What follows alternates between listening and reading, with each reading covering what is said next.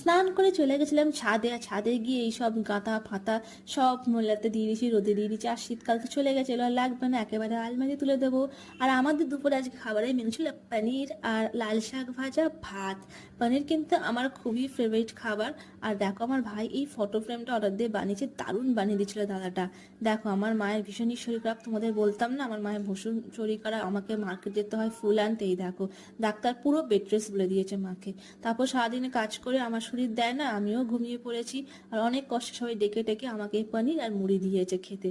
কি তোমরা ভাবছো এই পনির দিয়ে মুড়ি কেউ খায়? আমি খাই, আমার ভীষণই ভালো লাগে। কেন মুড়ি দিয়ে আমাকে যা দেবে তাই আমি খেয়ে নিই। আর এই দেখো মাকে কত কড়া কড়া ওষুধ দিচ্ছে ডাক্তার, আর প্রচুর টেস্ট কথা দিয়েছে। প্রতিদিন যায় একটা করে টেস্ট করে আসে, তারপর ডাক্তারের কাছে একেবারে নিয়ে যেতে হবে।